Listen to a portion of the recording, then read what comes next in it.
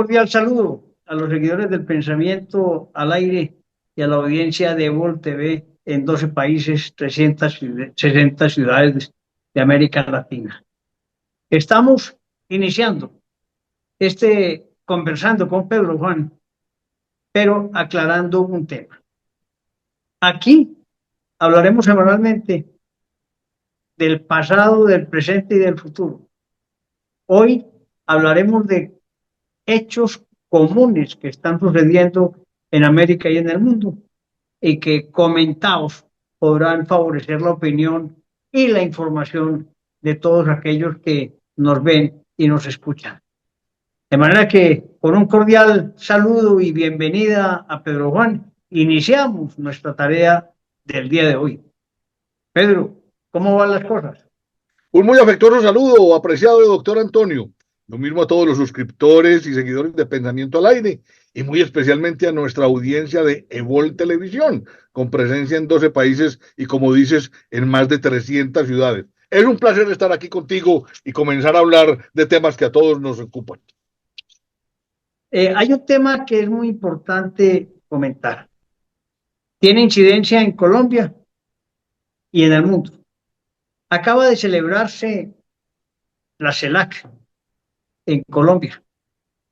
Y allí el hombre que invitó e hizo presencia fue el presidente de Colombia. Pero estuvo como un poquito alterado y peleando con Estados Unidos y China. ¿Qué opinas de esas manifestaciones del presidente? Como siempre, sí es bueno contextualizar, apreciado doctor Antonio, y es que esas reuniones tipo CELAC Unión Europea, en este caso, que tenían como sede Santa Marta, pues comienzan como a tener un poquito de desgaste en términos internacionales. ¿Por qué? Porque es que la gente se da cuenta que si no van los principales actores, pues las discusiones y las conclusiones a las que se llegan, pues son casi que dejadas de constancia. Una reunión donde se va a hablar de temas planetarios y no están los dos principales actores del hoy, pasa como a un segundo plano. Pasa como a un segundo plano. Y eso no quiere decir que es que los demás países sean segundones, no. Lo que parece es que hay que entender la coyuntura. Hoy Estados Unidos y China son los dueños del mundo y se comportan como imperios, gústenos o no. Y eso no quiere decir que sea malo o que sea feo. Hablar en términos de imperio no es una cosa despectiva, no, es una realidad social, política, económica, geopolítica y geoeconómica. Hombre, eso es verdad, pero de todas maneras uno no tiene por qué insultar a los presidentes porque no vinieron, razones tendrán, y no es un acto obligatorio la presencia en esos eventos. Sí. Sí. Además, cuando ambos consideran que no están todavía, digamos, afectando al mundo con sus actuaciones. Y mal que bien, ponemos el ejemplo, el presidente Trump está haciendo fracking, en China están haciendo otras cosas y esos hidrocarburos seguirán funcionando porque no tenemos tampoco grandes formas de reemplazarlos. Eso es plenamente cierto, apreciado doctor Antonio, lo que están mencionando. Ahora, lo que sí no se puede perder es la decencia, el decoro, pero es que en Colombia en este último periodo la mala educación en lo interior y lo exterior pareciera ser que es un signo o una rúbrica particular del gobernante y sus subalternos. Como académicos es importante reconocer que hoy no hay forma de reemplazar en la proporción que se requiere a los hidrocarburos. No, hay que hacer una transición que se demora. China seguirá utilizando carbón como loco, Estados Unidos seguirá utilizando petróleo como loco. Pero lo que sí tenemos que garantizar es que, hombre, ¿para qué es la academia? Para que gracias a la investigación, el desarrollo, el estudio de nuevas alternativas, se busque cómo compensar y cómo mitigar aquellos usos de hidrocarburos tradicionales. Entonces yo diría que en una situación como esta, en una reunión como esta, pues brillan por su ausencia las grandes universidades del mundo con sus áreas de investigación, proponiendo alternativas, porque es que la cosa no es criticando ni generando malas interpretaciones, es proponiendo alternativas viables. Y eso es lo que Mire, no se ve en esta cosa. Pedro, mire un tema específico. En Colombia ya el carbón, están cerrando minas y sitios en Colombia. Y el gas para transporte vehicular va a tener problemas serios a partir de diciembre. Así es, son un par de equivocaciones históricas que nos va a costar mucho. El carbón lo vamos a tener que volver a sacar, por Dios, hombre. Utilicemos mecanismos de mitigación. Y entonces este país bien llevado, con la perorata de la transición energética, sin cómo compensar el gas, vamos a tener que importarlo y entonces nos va a costar 40% más a partir de diciembre, con toda la escalada alcista que todos conocemos, apreciado doctor Antonio, porque es que acuérdense que uno en diciembre se entretiene, pero en enero, acordémonos de las grandes cuestas de enero. Y mire usted un tema, incrementos altísimos del 40, que lo mencionás. Y en otras épocas aquí un incremento del 8 o el 10% en el tema de combustibles ha generado grandes problemas sociales. Pues claro. Hoy no lo hace porque ellos no van a incentivar eso, pero si fuera otro tipo de gobierno, el país estaría incendiado. Así es, pero de todas maneras, a este gobierno también le ha correspondido, no en la proporción que es, atender paros de camioneros, por ejemplo, ¿cierto? Es que esos insumos suben como loco. Y entonces, ¿cómo se compensa? Ah, no, es que si no me da para ir a hacer el viaje del punto A al punto B, pues no saco mi tractomula y se acabó. Claro. Escasez, Muy bien. Entonces ahí tenemos un problema que en la CELAC no se pudo resolver. no se puede. Unas manifestaciones genéricas, además de que Venezuela no firmó por otros motivos. ¿Cuál fue Claro el que sí. motivo? ¿Cuál fue el Ave, motivo de Venezuela? Ave María, es una cosa muy aburrida. Una convocatoria que es bien difícil.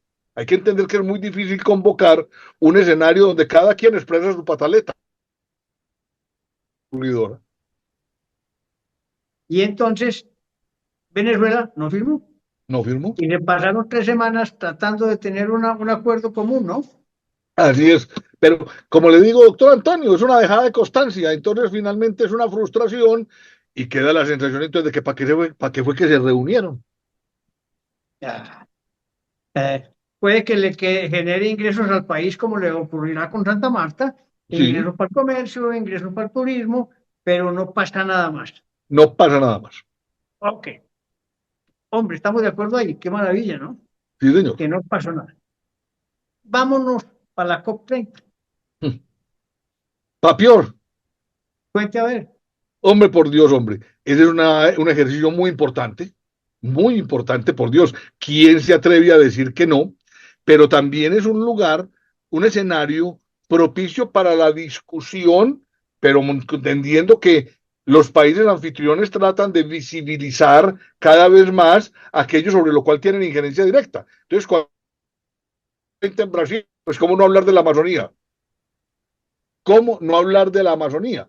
Ahora, cómo no hablar de la Amazonía y cómo evitar que los indígenas, como sucedió en los últimos días, entren atropelladamente a los salones a denunciar que lo que se está diciendo aquí no coincide con la realidad que estamos viviendo, porque se siguen tumbando bosques para la siembra de otro tipo de cultivos, para la tala de árboles, para el desplazamiento y para la explotación de recursos minerales. Entonces, también se vuelve como un lugar de qué, de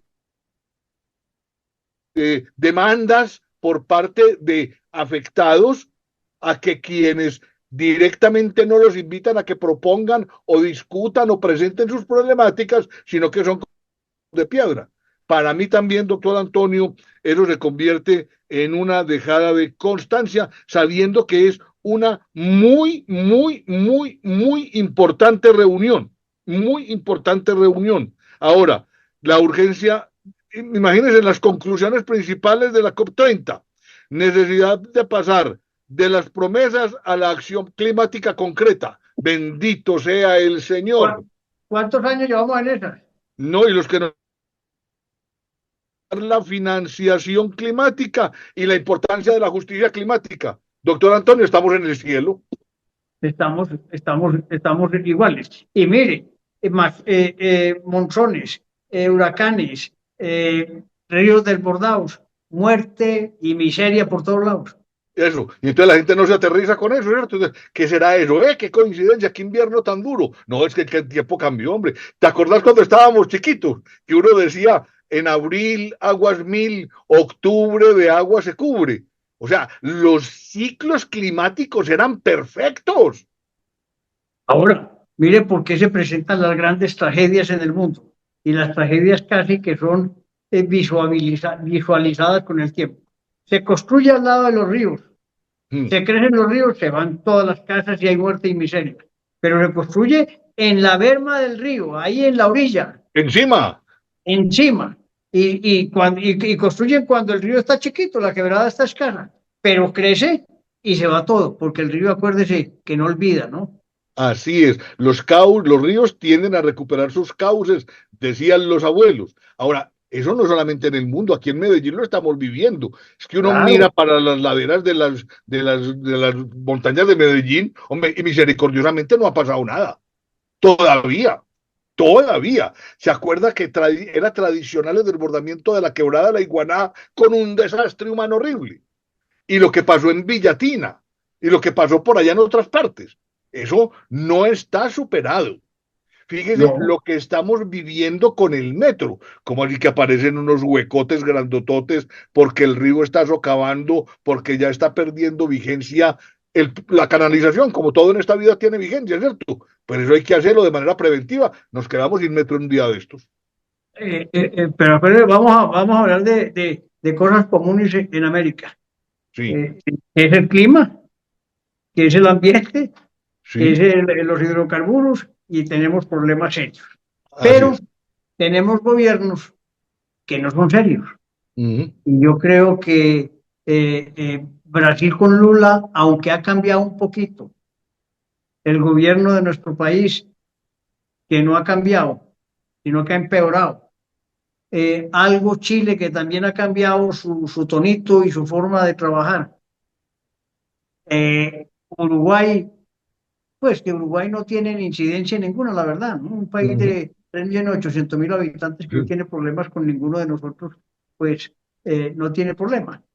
Pero Panamá sí tiene incidencia con problemas con nosotros por la unidad casi que territorial que tenemos.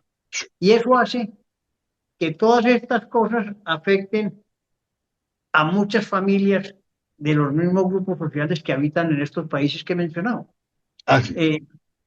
Eh, Ese conflicto generalizado social, digamos, y del ambiente, y hace tragedias que enturbian a muchos países. Y uno cree que está afectando únicamente el sitio donde se produce el siniestro. No, señores. Estamos afectando la vida de muchas comunidades que por la facilidad o por el desplazamiento o porque se fueron a trabajar, tienen incidencia y se afectan en cada país que viven.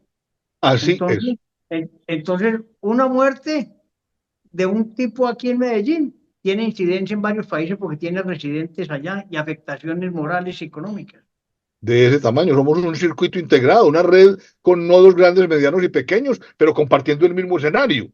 Ahora vamos a terminar este año, doctor Antonio, vamos a estudiar y vamos a estrenar calendarios y agendas para el año entrante.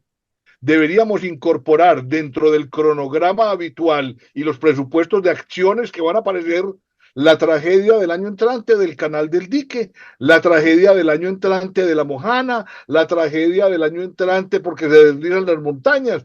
Y eso ya hace parte como del paisaje. Es que somos como el pastorcito mentiroso, creemos que es charlando. Y decimos y decimos y decimos y decimos cosas y no hacemos nada. Cuando un país como Colombia, Antonio, tiene que reconstruir como el 50% de su infraestructura vial después de un invierno, usted me va a hablar a mí de competitividad. Si usted me habla de eso es que no he entendido, mijo.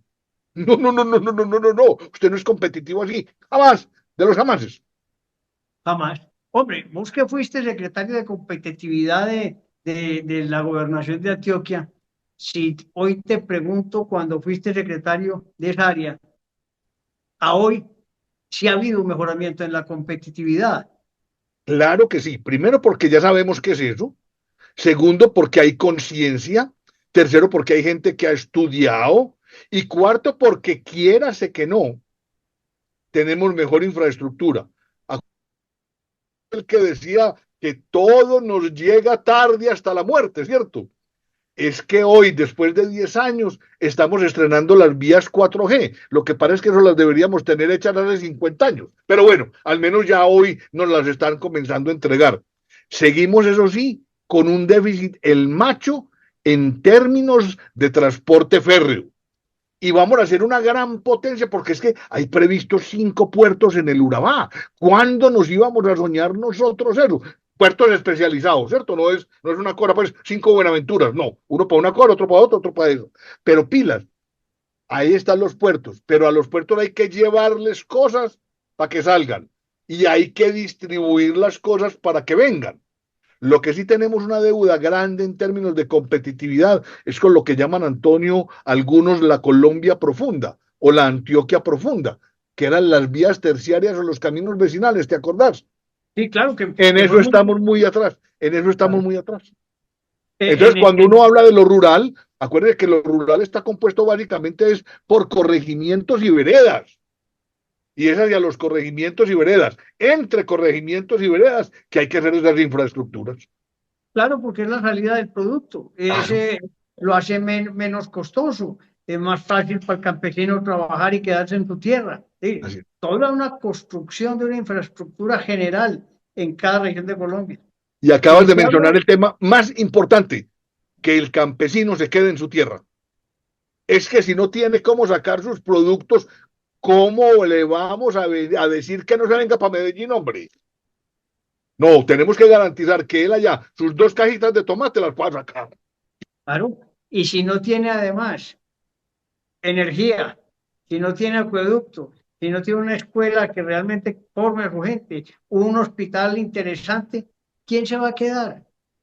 De ese tamaño. Antonio, eso pues nosotros más o menos somos contemporáneos, tenemos más o menos 60 y punta de años para los 70. ¿Te acordás del IDEMA? Sí, claro. Si Sí, Colombia no reconstruye, no reconfigura, una cosa parecida al IDEMA de lo que estamos hablando, vos y yo en este momentico, mire, es paja. hablando con un hombre muy valioso, el doctor Fernando, él ha ayudado en algunos sectores de la economía porque él es muy dedicado al agro y hablaba de los centros de acopio pequeños en las grandes regiones, en los municipios inclusive, para que el transporte del producto sea centralizado y se le compre ahí al campesino y lo lleve a la ciudad. Pero Sí, hay que evitarle transportes largos, hay que evitarle mayores costos y que abusen del campesino. eso. Y garantizar precios de sustentación, Antonio. ¿Sí? Cuando a mí me dicen que quieren reemplazar la coca por otra cosa y no me hablan de una cosa como el IDEMA, yo ni le paro bolas a la noticia. Otro canto a la bandera, otro titular de prensa, pero no tiene articulado lo que verdaderamente se necesita. Vías, hacete de cuenta, es que necesitamos, voy a poner un ejemplo muy bobo, una Federación Nacional de Cafeteros para el tomate, para la yuca, para la uyama, para la ochua, para cada uno de los productos del campo. Y si no el campesinito, ¿cómo hace? Pues siembre coca. Yo te hago una pregunta. ¿Cuál fue la razón política para terminar con el IDEMA? Hombre, como nosotros somos tan charritos, porque es que somos muy charritos, eso se convirtió en un foco de corrupción. Ah, Entonces vendimos el sofá. En vez de exactamente. coger, en vez de coger a los corruptos y juzgarlos y encerrarlos, no, cerremos la entidad. Bendito sea el Señor. Es que hemos tenido entidades muy importantes que se han desaparecido por corrupción, que es lo que nos carcome a nosotros el alma en Así es. Colombia. Pero ahí es donde uno dice, doctor Antonio, entonces las universidades, ¿por qué no dicen nada ni alzan la mano? Y los gremios y las cámaras de comercio. Uno le tiene que decir al gobierno, no puede cerrar al IDEMA, coja a los 23 corruptos y mándelos para Siberia. Pero el IDEMA lo que hay es que potenciarlo, pero todos nos quedamos callados, somos cómplices. Entonces, repitamos, Pedro, Sí, señor. ¿por qué se acabó el IDEMA? Lamentablemente, porque nosotros culturalmente, Antonio, somos muy charritos, eso se volvió un foco de corrupción y de politiquería, entonces en vez de coger a los corruptos y que la justicia proceda y los juzgue y los castigue, vendimos la entidad. Con el silencio complaciente de las universidades, de los gremios, de las instituciones sociales y políticas, vendimos el sofá. entonces ahí sí no hay nada que hacer. Tenemos la necesidad de reconstituir una entidad como esa. Y hoy estamos consumidos por la corrupción a A todo ver, nivel, a sobre todo, todo de, una, así es. de unos indicadores exorbitantes. La gente, ¿por qué le da miedo pagar impuestos? Porque se pierde la plata por la Hombre, corrupción. sí, Mire, en el tema que estamos hablando de riesgos y cosas de esas, no hay plata para aguantarlos, dijo el director del UNGRED. No hay a- plata. así es. Doctor Antonio, acuérdese de nuestras épocas en la Secretaría de Hacienda, donde usted me sirvió como acompañante directo de una manera maravillosa. Pilas. Pero, Teníamos que hacer campañas para estimular el pago de aquellas cosas que eran propias del municipio en su momento, que era el municipio de Medellín. Pero uno qué se gana con recaudar si no puede garantizar que esa plata llegue prístina y completa a cubrir las necesidades que se requieren. Es que aquí no necesitamos reformas tributarias. A mí me da una berrondera cuando hay reformas tributarias. Eso es es que conestar la corrupción. no tiene por qué aprobarse una reforma más. Que no se roben la plata y que se pague el impuesto cada uno de nosotros como es. Y no hay que hacer reforma en 5 años en este país. Así es. Yo por eso haría como estamos metidos, perdón que hablemos de tantas cosas, pero eso es parte de nuestra tertulia. Nos demoramos 7 años para que nos aceptaran en la OCDE, ¿cierto? Que es las mejores prácticas de las 34 más grandes democracias del mundo. ¿Sabe cuándo empezamos a acabar con la corrupción bajo la medida administrativa? No estoy hablando de penas de muerte ni cosas de esas, que también habría que estudiarlas. Pilas. Cuando al doctor Antonio Montoya, a Pedro Juan González, a la empresa X y a la empresa Y, le llegue la liquidación completa de su declaración de renta para que usted la evalúe y diga estoy de acuerdo o no de acuerdo, pero no para que usted la diligencie. Y eso se logra es con tecnología. Y para eso son las cositas, los pasitos que estamos dando de las facturaciones electrónicas y cosas de las, ¿cierto? Para que todo quede registrado. Claro, pero en eso yo he visto que la DIAN ha avanzado. Casi que a uno le llega todo en detalle, usted esto y esto, usted no tiene escondite. Así es, pero digamos, hemos avanzado, no podemos desconocer eso, pero a pasos muy lentos. Y sobre todo tenemos todavía que trabajar el tema de exportaciones, el tema de manejo de puertos, el tema de manejo de aeropuertos. Mejor dicho, la parte logística está por conquistar. Y ahí es donde están los grandes chanchullos. Por eso esas noticias que dan por ahí, es que no sé quién presiona para que le pongan a los suyos en la administración del puerto de Buenaventura o de Cartagena o de XX, ¿cierto? Hombre, hablando de otro tema, Pedro, que ya no es ni de lo que está pasando en Perú, ni en Bolivia con presidente, ni en América. Voy a hablar de lo que está pasando en Colombia con el allanamiento que le hicieron a la casa de Armando Benedetti y la reacción del ministro. ¿Usted qué opina de eso, por Dios? Ave María, hombre. En esto yo diría que el gobierno, el presidente y los funcionarios del gobierno dan muestras cada vez más, lo voy a decir de la manera más parroquial, como diría mi mamá, de mala educación. Fíjense que no estoy hablando de cosas horribles, ni de desacatos, ni de cosas, no. Mala educación. El señor Benedetti en el último decenio ha sido un privilegiado del mundo político. Hoy tiene 7 casos entre la Corte Suprema de Justicia y la Fiscalía. Que no se nos olvide FONADE, que no se nos olvide la compra de votos en Maicao, la corrupción en el magisterio de Córdoba, el tráfico de influencias para el contrato de certicámaras, el negocio de la fidoprevisora para facilitar la entrega de pensiones, enriquecimiento ilícito. Entonces, este señor tiene un prontuario de aquí a la luna, se ufana y se pasa por el Palacio de San Carlos como ministro, como embajador, como asesor, como jefe de gabinete e insulta a una juez de la República. Una Por magistrada, más alta. por Dios, eso no tiene sentido, no tiene. Hombre, Antonio, yo sí soy aristotélico. El ejemplo es la mejor forma. Entonces, a un señor lo cogen en la calle, entonces tiene derecho para pegarle al policía. Ah, pero como el ministro del Interior es capaz de decirle loca, bruta y corrupta a una magistrada que está cumpliendo su labor, pues hombre, ¿Será que el que ladra no muerde o qué? ¿O será que tiene mucho rabo de paja? ¿O qué es lo que le está pasando al Y, señor y- Benedetti? y te faltó mencionar que el tema de la financiación de la campaña y Ah, y el tema de Lauro Sarabia con la plática que se perdió en la casa. eso, y Y, todas las novelas que se han puesto y alrededor del todas las tema. novelas es correcto. Mire, pues Pues, que ese tema el país lo tiene que analizar profundamente. y Y a mí eso me- lo analizan en otros países más que nosotros. Y miran allá la problemática en la que estamos metidos.